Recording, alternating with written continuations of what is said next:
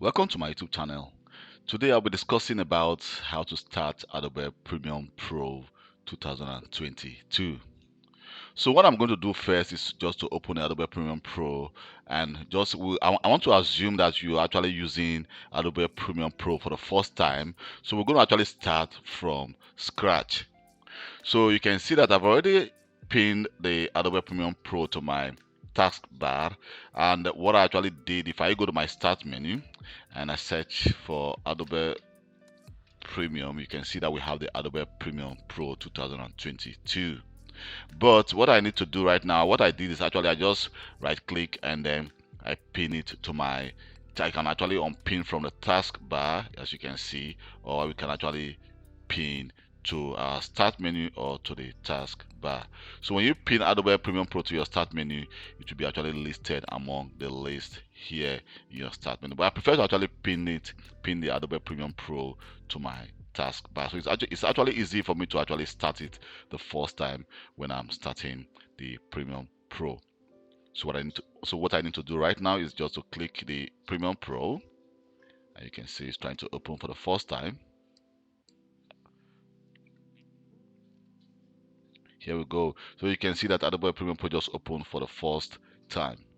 So I will actually advise you, if you're going to use Adobe Premiere Pro on your laptop, I think it is more preferable to have more than 4 or more than 8 gigabytes of memory, because if you are using the Adobe Premiere Pro on a device that has less than 4 gigabytes or maybe 4 gigabytes of memory, your device may become very slow. So it will actually respond slowly, and because Adobe Premiere Pro consume a lot of memory when trying to create a new project.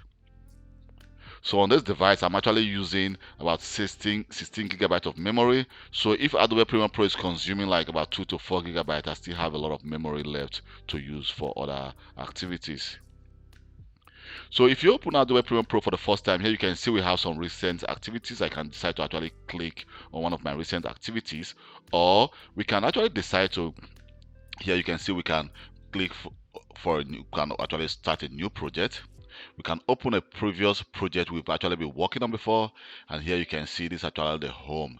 And also you can see we have here the option called learn. So if I click on learn, you can see we have some videos from Adobe which you can actually learn some of the tips and tricks of how to use Adobe Premiere Pro. So here you can, if I scroll down, you can see we have several videos. For example, explore Premiere Pro panels and work with graphic and titles. So I can actually switch back again by clicking home, and here we have, for example, we can see we have here new team project or open team project. This is actually more advanced. If you are working actually with a team, maybe you are working with someone who lives in a different country or not in the same location with you, and you're working on a project, definitely you want to use a new project here. So what we actually, if you want to actually create a new project, what you just need to do is just to click the new project. So by clicking new project, you can see we now have a new window. So when this new window open, you can see, first of all, you want to actually give your project a title. So let me just give this project, let me just call this Kelvin 01. And also you can see here you can actually browse to the location where we want to actually save this project. So we can actually just here scroll down and select maybe one of this location, but I can actually browse to the location where we want to save this project. I can say, okay, let me just save it in this location and create a new folder here and call this Kelvin 01, and let me just select this folder as my folder location. And here you can see that this file, when I'm working on this file, it will be actually saved to this location. And here on the general, you can see we have the option called renderer. So by default, actually, you can see we have this has been selected by default. I'm not going to actually change this, except maybe you have a reason why you want to change it. You can see we also have the Mercury playback engine software only, but I'm going to leave this the default selection that was actually selected for me. And here also you can see under our video, audio, and capture, you can see we have our default, which has been pre-configured for us when we start our project the first time. So I'm going to actually just leave it the way it is. So I'm not going to actually change it for now. So if we go to scratch, the scratch disk. Here you can scratch this. You can see we have different options. We say same as project. So this is actually very, very important that you actually just leave it the way it is, except you are familiar with the Adobe Premiere Pro and you've been using it, you are a professional, you've been using it for a very long time, and you actually know exactly what you are doing. You can actually change. For example, we can actually change to a different document, and mind you, if you change to a different document, you want to make sure that all the same files, for example, the capture video, the audio, the video preview, are all saved to the same location instead of trying to save it to different location. And also, one thing I want to also mention is the following: that all these you're actually seeing here, they're all previewed and they are built by Premiere Pro, so that when you're actually creating your footage, meaning that you're when Adobe actually try to when Adobe Premiere Pro reads your footage, they're able to play back your footage in full speed.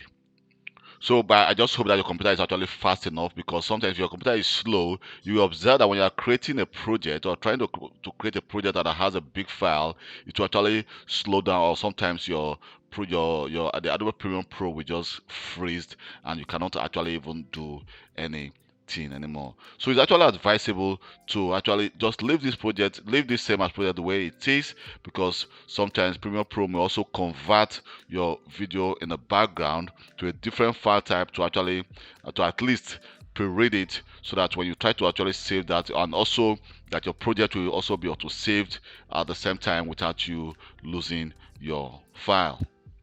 So here we have the inject settings. So this is another advanced setting I will discuss actually in a different video entirely. So this is what we call a proxy editing. So if you are shooting and editing a super high resolution files or videos like 4K or 8K or even beyond, because probably there may be other options that will be released in the future. So there's a way you can actually create a smaller file size or a smaller version of that video to be able to edit quicker and have a quicker playback. So all you need to do right now is to name your project and make sure that we have the right name and also the right location. After selecting that, let me just go back into general, and then we can now click OK. So by clicking OK, you can see that we now have our screen where we can actually manage and edit our video. So probably your screen may not look exactly like this, but what you can actually do is you can go, let's go to window. Here we have the workspace. So in workspace you can actually just change. For example, if you have a different, let's say we have let me say we have the assembly. So you can actually, if I go to windows workspace and I can actually change to editing, and you can see that our screen just changed. So in the next video I'll be doing, I'm going to explain all the different options we have here and what we can actually do with all the different screens we have. So I don't want to make this video very lengthy. And also before I actually round up this video, please, before you start using Adobe Premiere Pro, try to make sure you also have some extra that you have extra memory on your device. You don't have like 4 or 2 gigabytes of memory, because you may have issue working with Adobe Premiere Pro. And also you want to have enough disk space on your device, so that the files, if you are working on bigger files, that file can be saved easily, because most of the files are auto saved. And also you may also use an external disk to actually save your file if you think you don't have enough disk on your device. Thank you very much for taking your time to watch this video. My name is Kelvin Johnson, and please don't forget to subscribe to my YouTube channel for more IT related videos. And if you have any question about this video or any of my video, you can always send me a personal email, or you can leave a comment. Just leave your question in the comment section of this video, or you can send me a personal email. I'm going to leave my email in the description of this video, and I will respond as quick as possible. You can also support me actually for taking my time to do YouTube videos by becoming a patron actually to me, by just supporting me with just some few support. Thank you very much, and please don't forget to subscribe to my YouTube channel. Bye.